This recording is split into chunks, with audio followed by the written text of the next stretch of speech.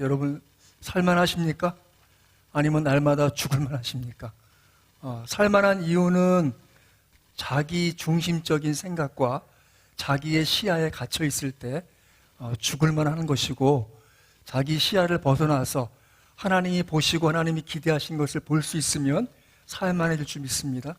여러분 날마다의 삶 속에서 하나님이 하실 일을 기대할 수 있는 믿음의 눈이 밝아지기를 주 예수의 이름으로 축원합니다. 여러분 저를 따라하십시오. 나는 보지 못하나 주님이 보시는 것이 내 앞에 예비되어 있음을 기대합니다. 소망합니다. 간구합니다. 여러분 우리 가운데 누가 넉넉한 자원이 있고 넉넉한 관계가 있고 도울 만한 사람이 있어서 힘이 나서 일하겠습니까? 그 누구 없다 하더라도 하나님이 계시면 도울 자를 붙여주실 것이고 필요한 자원 때를 맞춰줄 줄 믿으시기 바랍니다. 안 믿으세요? 아멘. 믿으세요. 아멘. 제가 아는 권사님 만났는데 그분이 아는 목사님한테 연락을 받았대요. 권사님, 그 권사님네 교회 목사님 이번에 세미나를 좀 같이 했으면 좋겠는데 세미나를 좀 참석할 수 있도록 권사님이 도와주시죠. 그래서 그래요? 그럼 일단 도와드릴게요. 근데 비용이 얼마인가요? 그랬더니 14만 원입니다. 그러시더래요.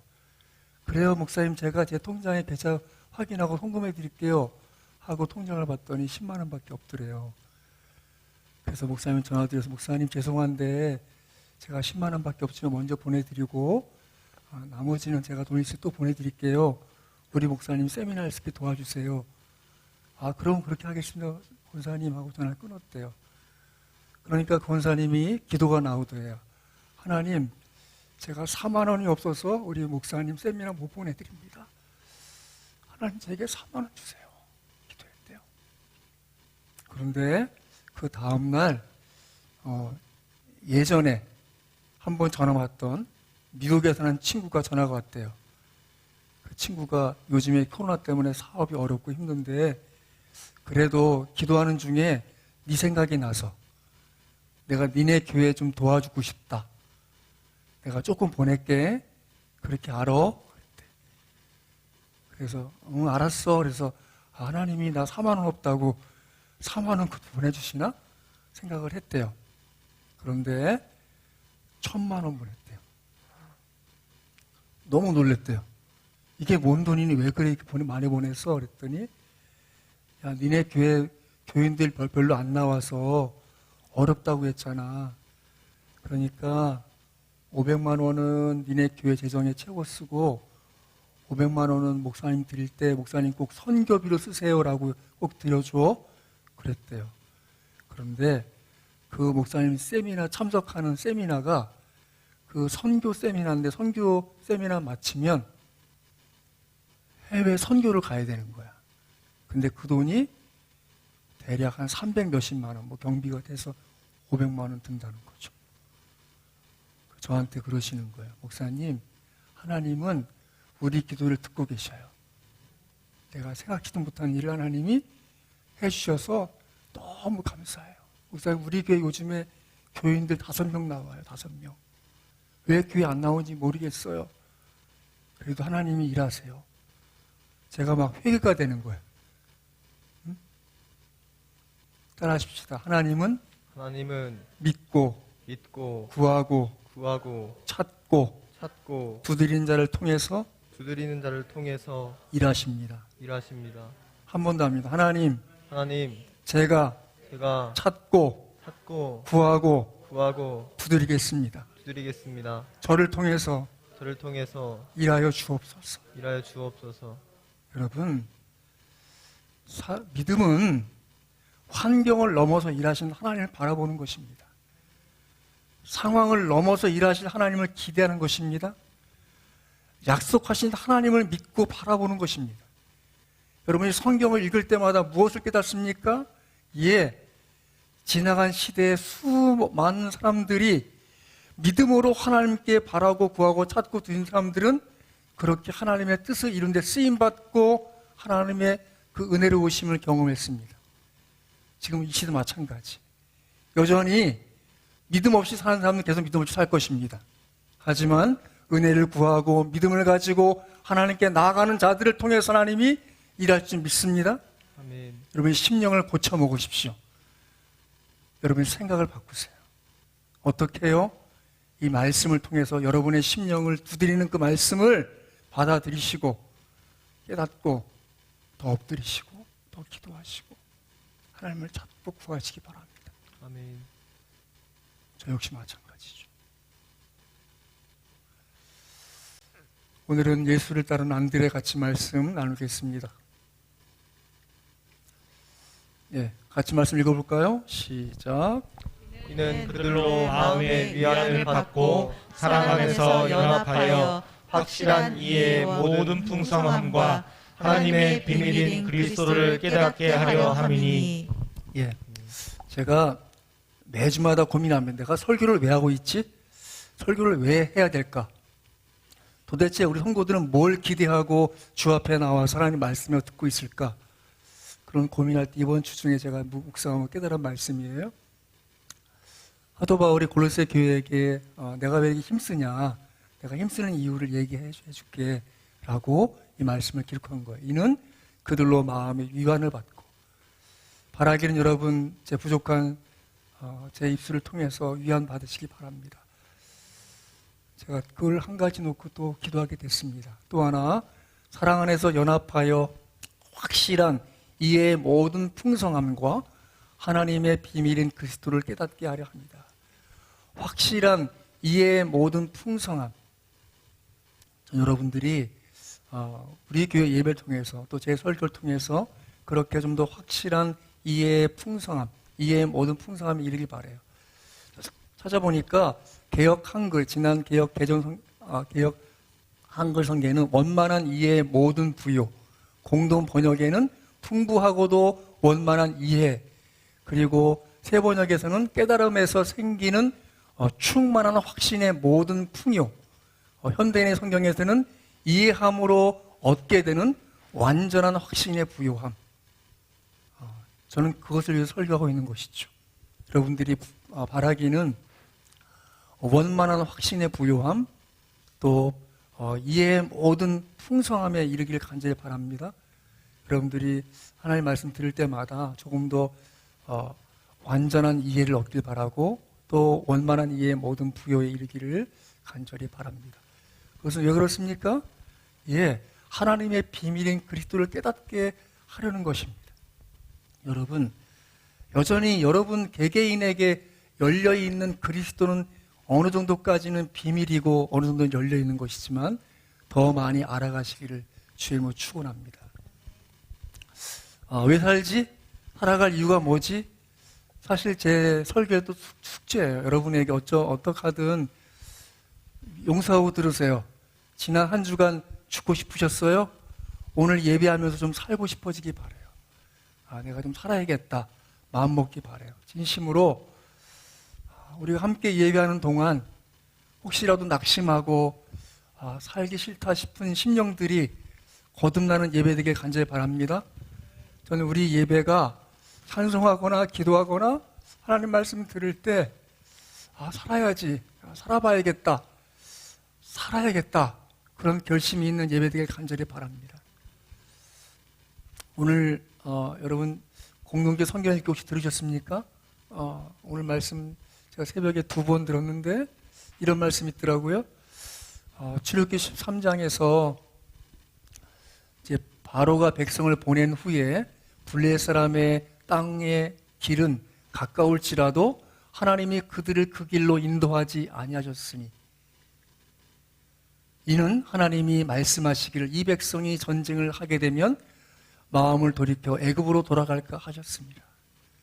그러니까 블레셋 땅, 가나안 땅 갈 만한 지름길이 있는데 하나님이 그 길로 인도하시지 않았다는 거예요. 왜냐하면 그들이 전쟁할 만한 그런 준비가 안 돼 있기 때문에 빨리 가봐야 도움이 안 되니까 하나님이 오히려 그 일을 만나면 다시 또 애굽의 종으로 돌아갈까 봐 그 일로 인도하시지 않은 것이죠. 왜 그렇습니까? 잠언 16장 9절 말씀에 사람의 마음으로 자기 길을 계획할지라도 그 걸음을 인도하시는 이는 하나님이시라 말씀하고 계십니다. 그렇습니다. 우리가 계획한 것 되지 않는다고 때때로 하나님 원망하십니까? 그러지 마십시오. 하나님의 인도하심이 살아있으면 여러분의 걸음을 굳게 하실 것입니다. 시편 40편 이제 같이 한번 읽어볼까요? 시작. 나를 기가 막힐 웅덩이와 수렁에서 끌어올리시고 내 발을 반석 위에 두사 내 걸음을 견고하게 하셨도다. 아멘. 그렇습니다. 그분은 우리의 걸음을 견고하게, 우리의 주어진 생애를 뚜벅뚜벅 든든히 걸어가도록, 우리를 그렇게 그분의 인도하심 속에 살아가도록 도우시는 줄 믿으시기 바랍니다. 여러분, 살아갈 이유가 있습니다. 나 혼자 걷는 게 아니고 그분이 인도하시는 것입니다. 그것 때문에 우리 주 예수께서 죽으시고 부활해 주셔서 우리로 하여금 마음이 눈이 밝아져서 이 세상이 다가 아니라 저 세상 너머에서 일하실 그 하나님의 뜻이 하늘에서 이룬 것처럼 땅에서도 이루어지도록 우리를 통하여 이루고자 하시는 하나님이심을 믿으시기 바랍니다. 요한복음에 대해 지난주에 보았던 것, 요한복음의 기록자는 바로 주님을 파는 자가 누구오니까 예수님의 품에 의지하여 있던 바로 요한이었습니다. 예수께 사랑하시는 그 제자, 이 일들을 기록한 제자가 바로 이 사람이라고 했지요. 또 중요한 것은 무엇입니까? 바로 이것을 기록함은 너희로 예수께서 하나님의 아들 그리스도심을 믿게 하려 함이요, 또 그를 힘입어 믿음으로 말미암아 생명을 얻게 하는 것이죠. 믿음은 곧 생명입니다. 그래서 예수께서 이외에 많은 일을 행하셨지만 그 모든 것 다 기록하지 않았다라고 얘기하고 우리에게 믿음을 강조하고 있는 책, 바로 요한복음입니다. 요한복음은 어린아이가 헤엄치며 놀 수 있을 정도로 안전한가 하면 코끼리가 익사할 정도로 깊다라고 어거스틴이 얘기했어요. 그러니까 신앙의 초보자들도 충분히 예수님이 누구이신지를 명확히 알 수 있는 책, 또 구약에 많은 이해를 갖고 있는 사람이라고 해도 또 그 깊이를 또 충분히 누릴 수 있는 책, 바로 요한복음입니다. 마태, 마가, 누가복음을 공관복음이라고 같은 관점에서 보고 있다고 해서, 근데 거기서 예수님을 묘사할 때는 그분이 메시아라고 명확하게 표현하는 것을 좀 피하고 있어요. 오히려 그분의 신성에 대해서 매우 완곡하게 표현해서 인자, 사람의 아들이라는 표현을 좀 우회적으로 사용을 하기도 해요. 그것의 이유가 무엇인가 하면 마태, 마가, 누가복음을 읽을 때는 당신은 이분을 누구라고 생각하십니까? 라고 하는 또 균화법적인 그 기술을 통해서 우리에게 질문하고 있는 그 책이 바로 공관복음이라면, 그래서 그 책에서 어떤 걸 볼 수 있는가 하면 고난받는 종이십니다. 마가복음에서 볼 수 있고요. 우리와 같은 사람이셨군요. 누가복음에서 볼 수 있고요. 또 하늘과 땅의 모든 권세를 가지신 왕이십니다. 그것을 읽을 수 있는 책이 바로 이 공관복음입니다. 그런데 요한복음은 예수님의 신성에 대해서 담대하게 적극적으로 표현합니다. 주저함이 없어요. 우회적으로 얘기하지 않아요. 언어법이에요. 바로 태초에 말씀에 계셨는데 그분이 하나님이셔. 그 말씀이 육신이 되셨어. 그분이 바로 이 하나님의 아들, 은혜와 진리로 충만하신 분 예수님이시지. 그걸 명확하게 밝히고 있는 책이에요. 그래서 요한복음은 로고스, 말씀이라는 단어를 사용해서 예수 그리스도가 하나님이시며 창조자이시며 성육신하신 분이시고 독생하신 하나님이심을 분명하게 밝혀주고 있습니다. 그래서 모세를 믿었으면 나를 믿었으리라 라고, 구약을 믿느냐? 그러면 신약적 이 언약의 완성으로 온 나를 믿어야지 라고 예수님이 선언하시죠. 뿐만 아니라 아브라함이 나기 전부터 내가 있었느니라. 어떤 존재, 우리 사람의 육신에 한정된 존재가 아니라는 거예요. 그분은 신적인 존재, 하나님의 아들이시기 때문에 그분도 하나님이신 것이죠. 거침없이 자신에 대해 말씀하시는 그 예수님을 볼 수 있고요. 내가 그니라, I am I, 나는 나야 라고 명확하게 여러 차례 반복적으로 말씀하고 계세요. 그것은 구약 출애굽기 3장 14절에 나는 스스로 있는 자니라, I am who I am, 하나님이 스스로 있는 자다. 난 그 무엇에 의존하고 있는 존재가 아니야 라고 선언하신 그 말씀 그대로 예수님도 그런 분이 스스로 말씀하고 있으면서 하나님 말씀과 동일한 그 표현으로서 말씀하고 계신 것이죠. 그래서 예수님이 뭐라고 하시는 거 같냐면 내가 곧 하나님이라는 것이죠. 내 아버지 하나님, 나는 그분의 아들. 그것을 주저함 없이 선언하신 책 바로 요한복음이에요. 처음부터 예수 그리스도가 성육신하신 하나님이심을 밝히고 또 그 관점에서 그분의 가르침을 이해하고 그분을 믿어서 그 영생을 얻게 하려고 하는 의도가 있는 책 바로 요한복음이죠. 요한복음의 구문에 보면 1장부터 12장까지는 표적, 사인이 있어요. 그리고 13장부터 21장까지 영광이 드러납니다. 그 표적은 첫 번째 7가지 표적으로 드러나요. 가나의 혼인잔치에서 물을 바로 포도주로 바꾸는 사건. 그것은 물리적인 변화가 아니라 화학적인 변화예요. 나무를 가지고 책상을 만드는 수준에서 있는 제도를 뭔가 활용하는 것이 아니라 본질을 바꿈으로써 새로운 것 되게 하시는 분. 그분이 바로 예수님이세요. 여러분, 사람이 변합니까? 네, 변합니다. 예수님 만나면 반드시 변해요. 누가 변했습니까? 제가 변했습니다. 제가 변했어요. 누가 변했습니까? 여러분 변했습니까? 그렇다면 예수님 만난 것이죠. 아직 안 변했습니까? 온전히 아직 예수님 못 만난 것이고 어쩌면 만난 그 예수님 놓치고 있는 거예요. 예수님 만나면 본질이 바뀌어요.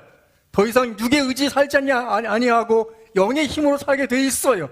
육신의 제한적인 것에 막힘이 있지 않아요, 여러분. 영의 힘으로 혼적인 힘을 넘어서는 그 힘이 있단 말이죠. 그 힘을 여러분 예배할 때마다, 찬송할 때마다, 기도할 때마다 그 은혜를 구하세요. 가버나움에 있는 왕의 신하의 아들을 고치십니다. 예수님은 가지 않아도 그분이 말씀하심으로써 그 신하를 다시 돌려보내. 그 신하가 집에 들어갔더니 아들이 나왔어요. 언제 나왔느냐 했을 때 자기가 예수님께 구한 그 시간에 그 아들이 나은 거예요. 믿음으로 구하는 것, 하나님이 일하시는 그 시점이 시작되는 것입니다. 믿고 구했는데 아직 이루어지지 않았어요? 믿음을 가지세요. 그분이 지금 일하고 계신 거예요. 베데스 연못에 38년 된 병자가 있었어요. 그 누구도 그를 도와줄 수 없었을 때 예수님 그를 고쳐주시고 그를 도와주십니다. 여러분, 때때로 이 세상에 혼자 있는 것 같습니까? 아무도 도울 자가 없는 것 같습니까? 주님이 여러분을 주목하고 계십니다. 그 누구도 그 상황을 바꿀 수 없지만 우리 주님은 그 상황을 능히 바꾸실 수 있습니다. 먼저 여러분 자신을 변화시켜 주십니다. 5,000명을 먹으시죠. 이 사복음서에 나오는 똑같은 우리 예수님은 작은 것 가지고 큰 일을 이루시는 능하신 분이십니다. 무리를 걸으십니다. 그분은 이 지구에, 이 우주에 제한받지 않으신 분이시죠. 그분은 눈먼 자를 고치셨어요. 끊임없이 지금도 믿음을 가진 사람들의 눈을 밝혀주십니다. 보는 것이 다가 아니지요. 베다니의 나사로를 살리시면서 이제 죽음이 다가 아닌 죽음 너머의 새로운 부활이 있음에 대해서 예표적으로 나사로를 살려주십니다. 무엇입니까? 기적으로 예수님께서 하나님의 아들이신 그리스도이심을 알리고 믿게 하려는 것이 바로 이 7가지 표적의 바로 1장부터 10장까지 내용이에요. 그러면 그 13장부터 21장까지 내용은 무엇입니까? 영광이 드러나는데 그것은 우리가 알고 있는 영광과 다른 거예요.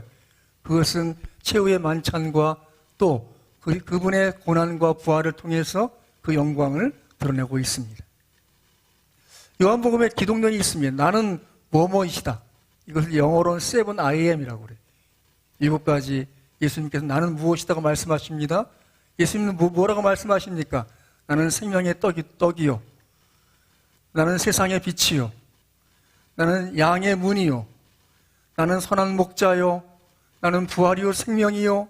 나는 길이요 진리요 생명이요. 나는 포도나무요. 여러분이 이 예수님의 선언에 대해서 뭐라고 고백하시겠습니까? 저는 이렇게 고백합니다. 예수님은 나의 생명의 떡이십니다. 예수님은 나의 생명의 세상의 빛이십니다. 예수님은 저의 양의 문이십니다. 주님은 선한 목자이십니다. 주님은 부활이요 생명이십니다. 예수님 길이요 진리요 생명이십니다. 예수님 나의 포도나무시라. 예수님으로 생명력을 얻어 내 인생을 통해서 열매를 맺게 하실 분이신 줄 믿습니다. 여러분이 예수님께 대한 이 고백을 드리시기 바랍니다. 예수님의 선언에 대하여 정직하게 여러분의 고백을 하신다면 그분은 그분의 선언답게 여러분을 책임져 주셔서 생명의 떡으로, 세상의 빛으로, 양의 문으로, 선한 목자로, 부활이요 생명의 길이요 진리요 생명과 포도나무가 되어주심을 분명히 친히 증거해 주실 것입니다. 무엇입니까?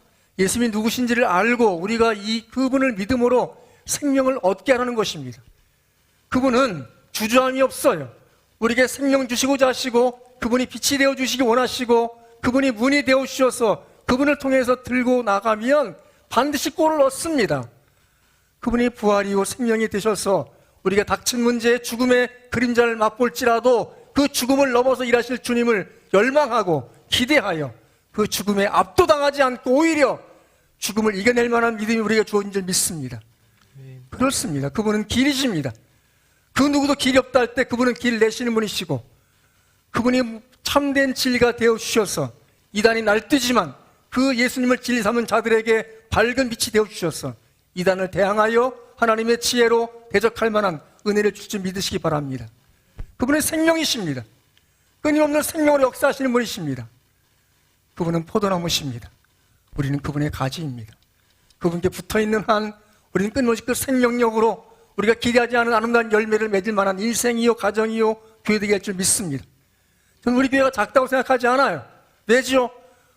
우리 교회를 책임지실 분이 주님이시기 때문에 그렇습니다. 그분은 우리 생각과 우리 마음에 갇혀있는 분이 아니세요. 때때로 우리가 어리석어서 부족해서 나약해서 그분의 일하심을 기대하지 못할 뿐이지, 그분은 지금도 우리에게 믿고 영생을 얻게 하시려고 이 선언의 앞에 우리의 고백을 기대하신 줄 믿습니다. 이것은 영국 스코틀랜드 세인트 앤드루스 시티 전경입니다. 여기에 1411년 설립된 스코틀랜드 최고 오래된 세인트 앤드루스 대학이 있어요. 여기 1754년에 문을 연 세계에서 가장 오래된 앤드루스 골프 클럽이 있다고 합니다. 여기가 골프의 발상지라고 알려져 있어요. 제가 이 골프만 알려드리려고 한 게 아니라 이 도시 이름을 가만히 보세요. 뭐죠? 세인트 앤드루스 시티예요. 한글로 하면 뭘까요? 성 안드레 도시. 도시 이름이 그래? 도시뿐이 아니죠. 나라가 그래요. 이것은 유니언 잭 영국 깃발이에요. 유니언 잭 이 영국 깃발은 영국이 나라가 하나가 아닙니다. 영국 바로 옆에 그 앞에 캥거루 앞주머니쯤 되어 있는 게 웨일즈예요. 근데 웨일즈는 이미 나라가 합병되어 있었기 때문에 국기가 따로 있지만 여기 유니언 잭에 들지 않았어요. 1606년에 잉글랜드하고 스코틀랜드가 합병돼요. 그래서 그걸 합쳐서 국기를 만들었다가 또 1801년에 북아일랜드가 또 합쳐져요. 그래서 지금 이 유니언 잭 깃발이 된 거예요. 근데 저 스코틀랜드 깃발이 뭐냐면 세인트 앤드류스 크로스 플래그예요. 스코틀랜드 깃발이 바로 성 안드레 십자가 깃발이 스코틀랜드 깃발이에요. 여러분 축구 좋아하세요? 축구하면 신기한 게 뭐냐면 영국이 나라가 하나잖아요. 근데 월드컵 하면 잉글랜드, 스코틀랜드, 아일랜드, 웨일즈가 다 나와. 한 나라처럼 각기 분명히 나라는 하나인데 축구팀은 각 지역별로 하나씩 있어서 그것이 뭐 유럽 대항 축구에도 똑같아요. 그렇게 이게 원래 자기 나라 축구팀을 갖고 나오는 거예요. 네? 아무튼 근데 저기 스코틀랜드 깃발이 뭐라고요? 세인트 앤드류. 그러니까 안드레 십자가 깃발이 바로 스코틀랜드 깃발이에요. 세인트 앤드류스라는 이름은 사도 안드레의 유골을 안치되어 있다는 마을의 주장이 있어 유래된 거예요.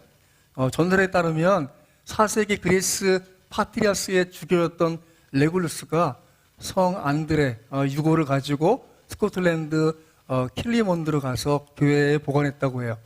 그래서 그 킬리몬드 시 이름을 바꾼 거죠. 세인트 앤드류로. 그래서 거기에 이제 존중과 보호를 나타내기 위해서 성지를 세웠고 심지어 이제 나라 깃발까지 된 거죠. 여기가 지금 이제 스코틀랜드 세인트 루이스 시티 전경이에요. 뭐죠? 성경에 중요한 역할을 하지 않았지만 안드레는 그리스, 러시아, 스코틀랜드 수호 성인으로 간주됩니다. 그는 그리스에서 전도 활동을 벌였고요. 거기서 십자가에서 처형되었다고 해요. 그가 처형된 그 십자가가 X 모양이었기 때문에 그 십자가를 성 안드레 십자가, 세인트 앤드리스 크로스 플래그라고 하는 거예요. 자, 안드레는 그 이름의 뜻은 남자답다, 용감하다는 뜻을 갖고 있어요. 그리고 갈릴리 호수의 베세다 마을에 바로 요나의 아들이죠. 요한의 아들. 그리고 시몬 베드로의 형제입니다. 오늘 1장 44절에 나오는 말씀이죠. 근데 이제 처음에는 이제 침례 요한의 제자였어요. 그리고 예수님이 오실 메시아이심을 깨닫고 이제 부름받아서 예수님의 첫 번째 제자가 돼요. 첫 번째 제자. 그리고 그 형제 베드로를 예수님께 인도합니다. 자, 오늘 말씀 볼까요? 요한복음 1장 보세요. 자, 1장. 자, 35절부터 41절까지 천천히 읽습니다. 시작. 또 이튿날 요한이 자기 제자 중 두 사람과 함께 섰다가 예수께서 건의심을 보고 말하되 보라 하나님의 어린 양이로다. 두 제자가 그 말을 듣고 예수를 따르거늘 예수께서 돌이켜 그 따르는 것을 보시고 물어 이르시되 무엇을 구하느냐 이르시되 랍비여 어디 계시노이까 하니 랍비는 번역하면 선생이라. 예수께서 이르시되 와서 보라. 그러므로 그들이 가서 계신 데를 보고 그날 함께 거하니 때가 10시쯤 되었더라. 요한의 말을 듣고 예수를 따르는 두 사람 중에 하나는 시몬 베드로의 형제 안드레라. 그가 먼저 자기 형제 시몬을 찾아 말하되 우리가 메시아를 만났다 하고 메시아는 번역하면 그리스도라. 요한의 제자였어요. 그는 아마도 진리를 찾는 자였고 하나님의 보내신 바 된 메시아를 기다리는 자였던 것 같아요. 근데 침례 요한이 증거하죠. 내가 침례를 주고 났더니 저분이 바로 하나님의 아들이시다 라고 이제 34절에 얘기하고 또 다음날 만났는데 또 침례 요한이 얘기합니다. 예수님의 그 건의심을 보고 말하되 보라 하나님의 어린 양이로다. 하나님의 어린 양이다. 하나님이 보내신 하나님의 종. 그것을 듣자 그가 예수님께 찾아갑니다. 그리고 예수님께서 그를 물으십니다. 무엇을 구하느냐? 그러자 안드레가 대답합니다. 랍비여 어디 계시오니까? 랍비는 오늘 우리로 말하면 목사예요. 유대교 회당을 책임지는 또 율법사를 랍비라고 그래요. 그러니까 예수님 말씀하십니다. 와서 보라. 그리고 그들이 가서 계신 데를 보고 그날 함께 거하니 때가 10시쯤 되었더라. 10시는 요한복음에서의 시간은 아침 새벽 6시가 0시예요. 0시. 그러니까 10시 몇 시예요? 오후 4시죠. 오후 4시에. 그리고 요한의 말을 듣고 두 사람 중에 하나는 시몬 베드로의 형제 안드레라. 그가 먼저 자기 형제 시몬을 찾아 말하되 우리가 메시아를 만났다 하고 메시아는 번역하면 그리스도라. 바로 기름 부음 받은 자하고 구원자의 의미가 있어요.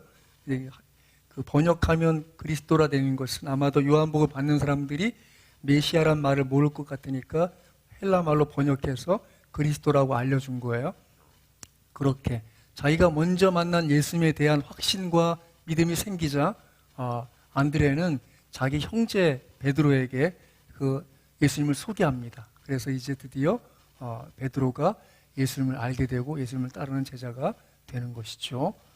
또 안드레는 어떤 일을 했는가 하면 오병이어 사건 당시에 물고기 2마리와 보리떡 5개를 가진 소년을 바로 예수님께 소개하고 안내하죠. 또 명절에 예배드리러 온 예루살렘에 모인 사람들 중에서 이방인 헬라 사람들이 있었는데 그들을 또 예수님께 소개합니다. 그리고 또 감난산에서 예수님에 대해서 말씀을 들을 때 예수님께서 성전 파괴와 또 예수님의 재림에 대한 말씀에 대해서 질문한 바가 있죠. 바로 이 안드레는 어떤 사람인가 하면 예수님을 따르는 연결자예요. 제가 말을 만든 건데 connecting person. 그러니까 어떻게든 예수님 앞에 그 사람을 인도하고자 예수님과 그 사람을 연결해 주는 사람, 그 사람이 바로 안드레죠. 그가 예수님께 대해서 이제 확신하고 나서 그 형제 베드로에게 얘기하죠. 우리가 메시아를 만났다. 여러분, 누군가에게 예수님에 대해서 여러분이 이 성경 진리 모든 걸 통달한 것처럼 얘기할 필요 없어요. 여러분이 알고 믿는 바만 얘기해도 충분히 그가 받을 만한 은혜와 위로와 평안을 받을 수 있어요. 그렇게 전하게 되고, 그 메시아는 무슨 뜻이에요? 기름 부음 받은 자고 헬라어로는 그리스도, 구원자라는 의미를 갖고 있죠. 또 바로 이 예수님을 따르는 연결자였던 안드레는 바로 시몬 베드로에게 그렇게 예수님을 소개해서 예수님께 나가게 했을 뿐만 아니라, 또 이제 요한복음 6장을 가면 오병이어 사건 속에서 한 소년이 갖고 있었던 작은 도시락을 그저 그렇게 두지 않고 예수님께 그것을 들고 나가서 예수님이 하실 수 있는 일에 대한 기대를 가지고 말씀을 드리죠. 여기 아이가 있어 보리떡 5개와 물고기 2마리를 가지고 있나이다. 그러니까 그 소년과 예수님을 연결시켜 줌으로써 그 많은 사람들이 드디어 하나님의 놀라운 그 은혜를 입게 되는 그 기적을 맛보게 되죠. 또 요한복음 10장을 가면 명절에 예배하러 올라온 사람들 중에 헬라는 몇이 있는데, 빌립이 안드레에게 가서 말하고 안드레와 빌립이 예수께 가서 여쭈니 여기 이방인이 왔습니다 라고 이제 말씀할 때 예수님이 놀라운 선언을 하세요. 같이 볼까요? 자, 요한복음 12장 보세요. 요한복음 12장 같이 보겠습니다. 요한복음 12장. 자, 이제 예수를 배우고자 하나이다라고 그 헬라인 사람들을 20절에 보면 헬라인 몇이 있는데 예수님을 배우고자 한다는 말씀을 예수님께 드렸을 때 예수께 이렇게 말씀하십니다. 자, 22부터 24절까지 같이 읽습니다. 시작. 빌립이 안드레에게 가서 말하고 안드레와 빌립이 예수께 가서 여쭈니 예수께서 대답하여 이르시되 인자가 영광을 얻을 때가 왔도다. 내가 진실로 진실로 너희에게 이르노니 한 알의 비밀이 땅에 떨어져 죽지 아니하면 한 알 그대로 있고 죽으면 많은 열매를 맺느니라. 아멘. 왜 예수님이 영광을 얻을 때가 되었다라고 말씀하셨을까요? 왜냐하면 이전까지는 예수님 어떤 존재이십니까? 구약의 메시아에, 그것은 곧 이스라엘 백성을 구원하실 분으로만 걔들이 알고 있었지만 드디어 헬라 사람들, 그 이스라엘 민족이 아는 이방인이 와서 예수를 배우고자 했을 때 드디어 이 예수님이 복음, 그리스도의 복음이 드디어 이 모든 세상 나라에 증거될 일이 펼쳐지기는 그 아름다운 시점이 되기 때문에 영광이 된다고 말씀하신 것이죠. 그래서 하신 말씀이 한 알의 밀이 땅에 떨어 죽지 아니하면 한 알 그대로 있고 죽으면 많은 열매를 맺느니라, 그 유명한 한 알의 밀알의 말씀을 하시는 것이죠. 그리고 그분은 한 알의 밀알이 되셔서 지금도 많은 새로운 밀알을 일고 계시고 또 키우고 계신 것이죠. 또 안드레는 어떤 사람입니까? 예수를 따르는 후원자예요. 스카우터 같은 스카우터, 누군가를 뽑아서 좋은 선수, 좋은 일 할 수 있도록 도와주는 사람, 또 아니면 서포터, 누군가를 세워주고 도와주는 사람이 바로 안드레예요. 후원자예요. 왜냐하면 요한복음 1장 41절에 보면 그가 먼저 자기의 형제 시몬을 찾아 말하되, 사실은 누가 넘버원입니까? 안드레가 넘버원이죠. 그런데 재미있는 것은 이 안드레를 소개할 때마다 나오는 앞에 관용구가 있어요. 뭐냐면 시몬 베드로의 동생 안드레. 시몬 베드로의 동생 안드레. 베드로 그 다음 안드레. 베드로가 넘버원이고 넘버2야. 사실은 넘버원이었는데 넘버2가 됐어요. 근데 거기에 대해서 그다지 경쟁하지 않죠. 이 안드레의 마지막 이름이 어디 나오냐면 사도행전 1장에 나오지 않아요. 그만큼 어쩌면 초대교회에 했던 역할이 미미했던지 아니면 거꾸로 자기가 드러나지 않지만 자기 역할을 했던지 그런 사람인 것이죠. 6장 8, 9절에 보면 제자 중 하나 곧 시몬 베드로의 형제 안드레 이렇게 소개되거든요. 그것은 어떤 의미가 있어요? 그리스도께 가도록 발굴하고 안내한 그런 사람이지만 자기는 그냥 후원자로 남아있는 거죠. 계속 돕고 서포트하는 사람인 것으로도 자족하고 감사하게 예수님을 바라보는 사람, 바로 안드레예요. 또 마가복음 13장 3절 같이 한번 읽어볼까요? 시작. 예수께서 감난산에서 성전을 맞이하여 앉으셨을 때에 베드로와 야고보와 요한과 안드레가 조용히 묻되, 베드로하고 둘이 있을 때 넘버 2였는데 이제 넘버 1도 아니고 2도 아니고 넘버 3도 아니고 넘버 4야. 예수님이 일하실 때 보면 누굴 데리고 일하세요? 베드로와 요한과 야고보. 제일 먼저 오긴 누구 왔는데? 안드레인데. 너무하네 진짜. 내가 다 전도했는데 말이지. 나를 지금 몰라주시고 왜 저 세 명 데리고 일하시는데 그래? 그러지 않았어요. 그는 후원자로서 서포터로서 자기 일을 충실히 해 나가는 그런 사람인 거죠. 넘버 3다 넘버 4인데 이후엔 아예 사도행전 1장 이후 이름도 드러나지 않아요. 여러분 어떠세요? 여러분은 누군가를 추천하고 그 사람도 열심히 있게 하나님 앞에 쓰임받는 것에 대한 기대를 가지고라도 주님을 계속 따르겠습니까? 여러분 스스로에 대해서 한번 질문해 보십시오. 나는 안드레 같은 사람으로 이 세상에 쓰임받아도 감사할 수 있습니다. 라고 고백할 수 있기를 바라요. 왜죠? 여러분 앞서 보았잖아요. 안드레는 그렇게 희미하게 없어진 존재인 줄 알았지만 한 나라의 깃발이 될 만큼 그렇게 하나님이 쓰신 사람이에요. 뭐죠? 끊임없이 주님을 바라보고 주님을 향하여 주님을 의지하고 주님만 바라보고 나간 사람, 주님을 따르는 사람들 봤으면 그건 분명히 떨어졌을 거예요. 아니 왜 베드로가 앞서서 내가 먼저 왔는데, 아니 야고보 요한 나보다 더 앞서네. 그 사람들 본 것이 아니라 주님을 본 것이에요. 무슨 말이에요? 여러분이 주의 일을 해 나갈 때 주님을 바라보지 않으면 반드시 시험이 있고 유혹이 있어요. 나도 열심히 했는데 나는 왜 이 일을 못할까? 자책할 수 있어요. 왜죠? 주님 바라보지 않기 때문에 그런 것이죠. 안드레는 이후에 그리스 지역에서 열심히 전도했습니다. 그런데 이제 그에 대한 이 전승이 있어요. 그 지역의 총독이었던 아기아테스의 부인까지 전도하게 돼요.